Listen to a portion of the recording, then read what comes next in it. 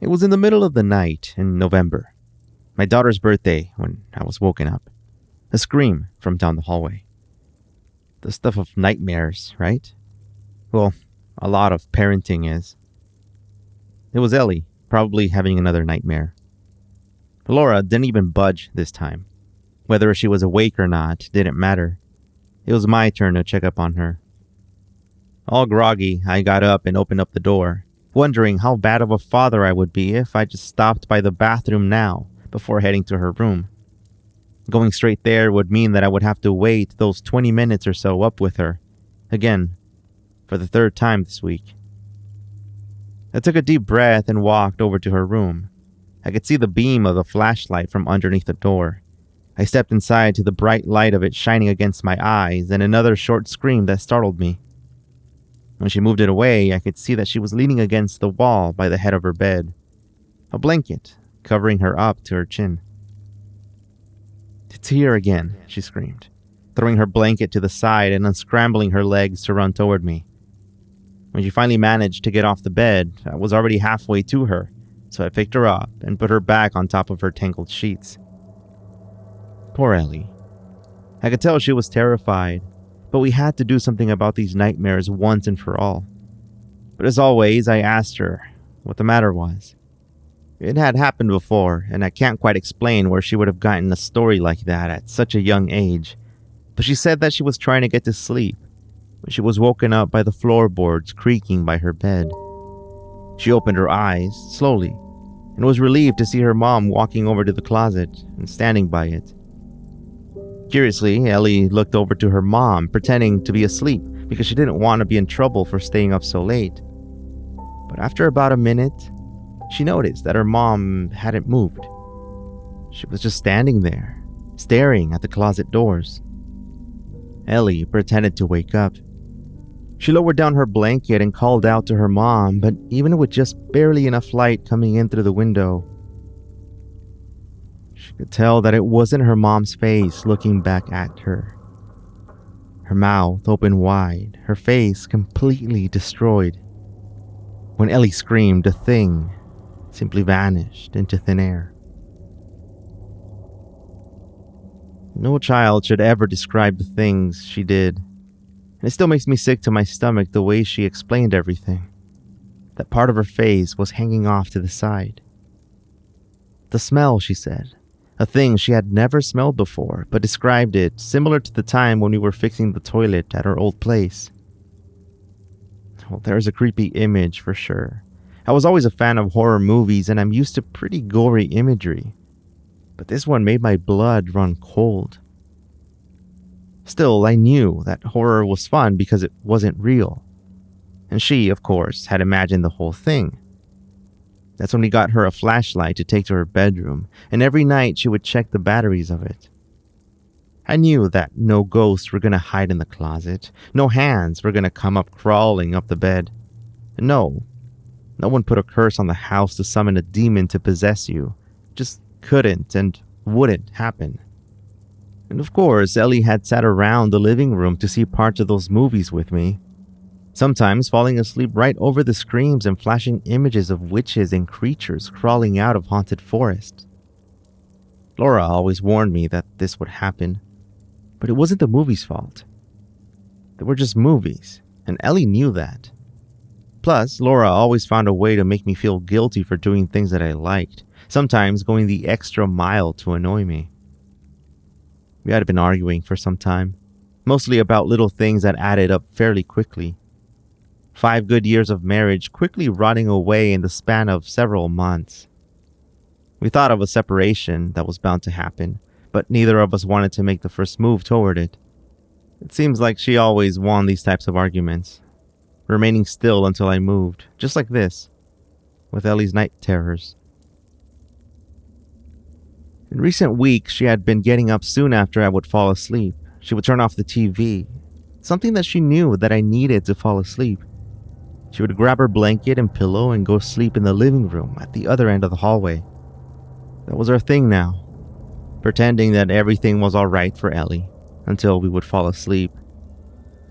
Sadly, reality has a way of seeping itself out no matter how much you try to hold it in.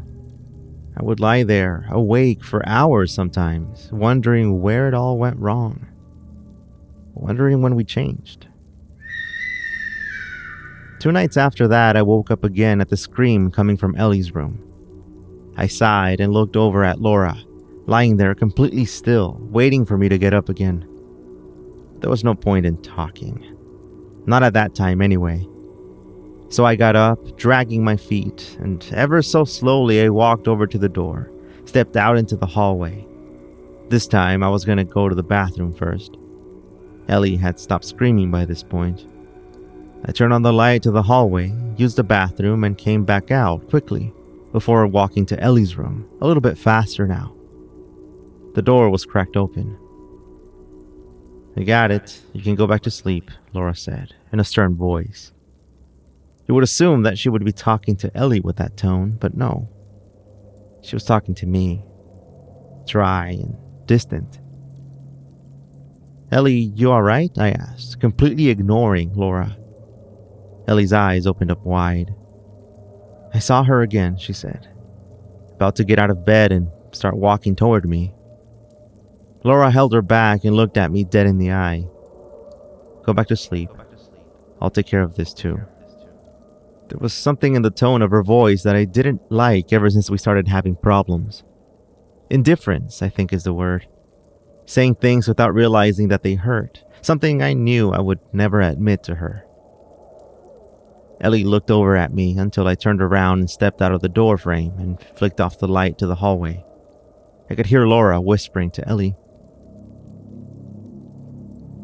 For the rest of that night, Laura stayed out, probably sleeping in the living room or with Ellie. A bit of a relief, to be honest. I could turn on the TV if I wanted to. It wouldn't annoy anybody. But I decided against it, even though I couldn't sleep the whole night.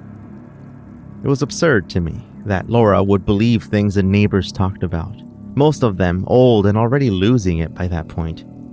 Ghost stories, hauntings in their homes, and strange noises that had been heard, apparently for decades. Laura's argument was that the cemetery behind the alley by the house made her uncomfortable. When she was helping with the Christmas lights, she spotted tombstones, something that the high walls wouldn't let you normally see. But who goes up on the roof anyway? We couldn't see them from the window. The area was quiet all day and night. But I think there was more to that. A couple of my close friends I spoke to about these problems told me that it might have been more about the way we got the home, something Laura never felt a part of. The previous owners did a direct deal with me, owner to owner. They had purchased a home recently too, but had to move due to one of them moving out of state for work. In just over a week, we had most of the paperwork done. We were just waiting for the money to be transferred to them. It's true. Laura had practically no say in it. I could understand that. But if we really wanted to, we could sell again, turn a profit. The place was a steal compared to the houses in the surrounding areas, thanks to these stories from the neighbors. The previous owners knew that, which is why they had such a tough time selling. Laura rarely talked to me about it, although when I look back now, I don't think I was ever open to it. But it was bound to happen. Eventually, not sure when. But she changed. I lost her. Her eyes would sometimes be aimed at mine, but I could tell that she wasn't looking at me. She became quiet, distant, and would spend an abnormal amount of time sitting on the couch by the living room. No phone in hand, the TV shut off. At times, I would come back home from work and she would be standing by the window. Been there for God knows how long, and then she would go back to the couch. She found the time to do things around the house, though. Everything was tidy, organized, and dead. Conversations were one-sided, but I didn't realize it back then. It wasn't like I wanted to revive them anyway. I think that was part of the problem. A few days later, I was woken up by a scream in the middle of the night once more. I opened up my eyes wide and stared at the ceiling for a bit. I took a deep breath while looking over at Laura, her dark hair now all over the place. The screams got louder. Of course, Laura had to hear it. and yet she wouldn't budge. It was that level of indifference I was talking about, and it was with everything. She knew that I needed the television sounds in the background to fall asleep. She said that it helped her too at one point. We would set it on sleep mode to turn off after an hour, and at one point she started getting up to turn it off while I was still trying to fall asleep. Little things like that turned into a large pile of them, and I wasn't sure exactly when it happened. I, of course, think of this now, but not back then. The level of hate I felt for her was hard to define. I wanted to shake her awake and tell her that her daughter was screaming, that it was her responsibility too. That fixing everything was not going to fall only on me. She had no ideas, never any new ones about how to move our family forward. It was up to me to decide on something and get criticized if I got it wrong, or silenced if I got it right.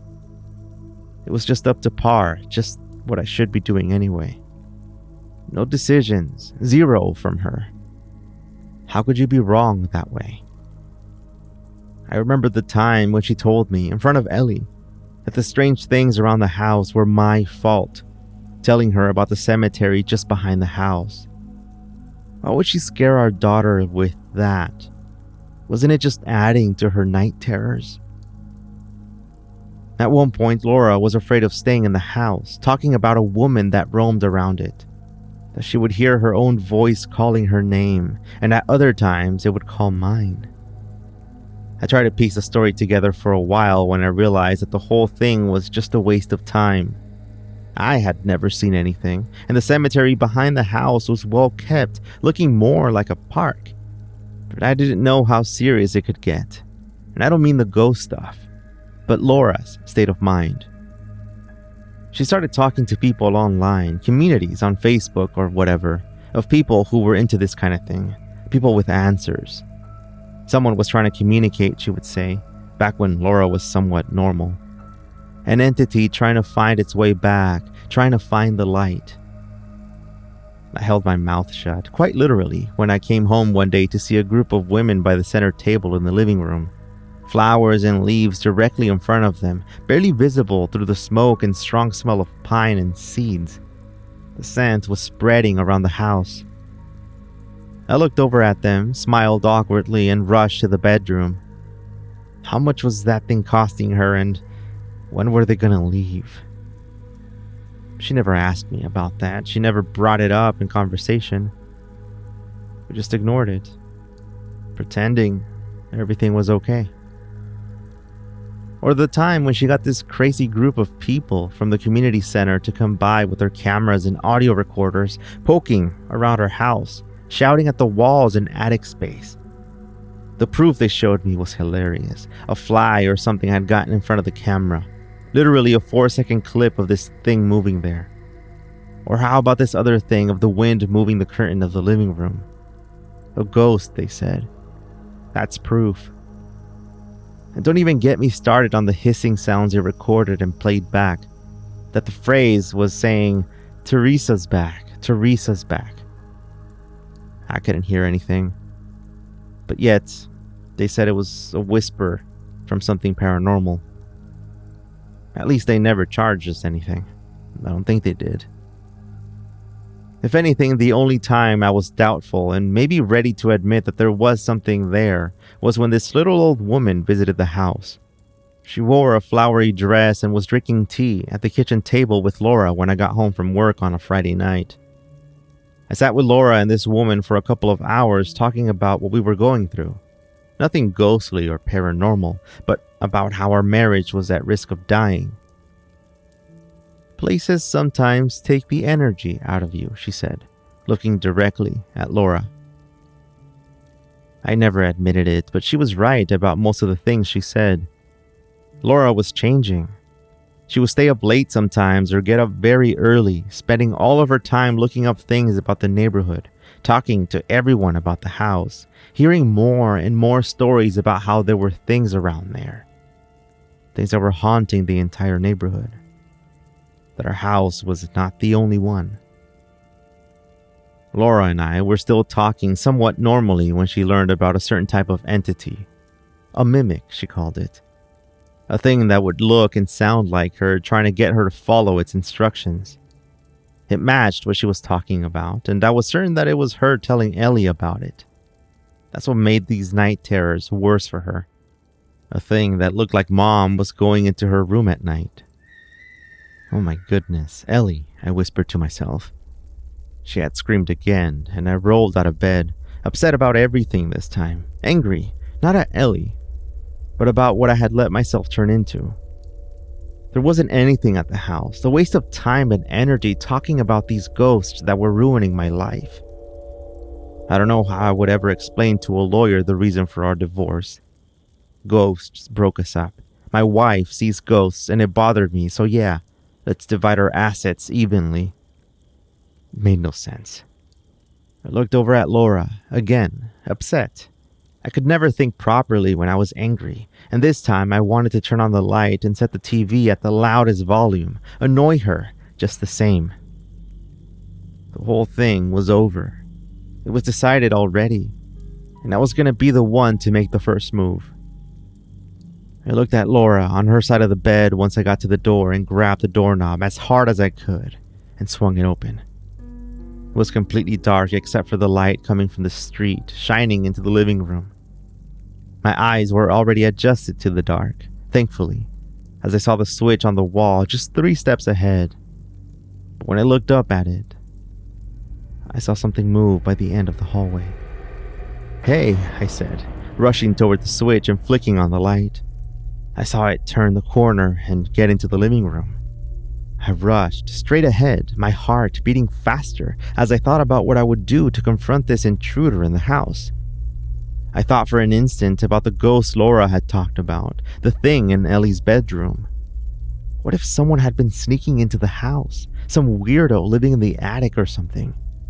Of Ellie sleepwalking, of some other person investigating the house late at night. Laura wouldn't tell me if it was another one of her friends.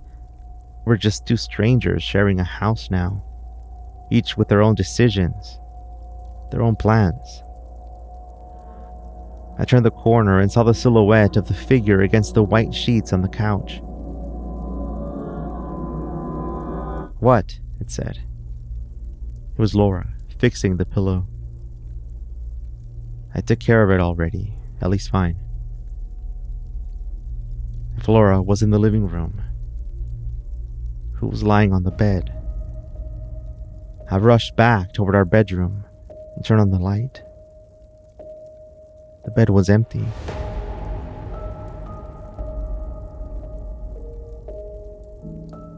In the weeks that followed, we placed the house up for sale, sold for much lower than I was expecting, but I got so much more out of it. Laura and Ellie, only them, in our new house now.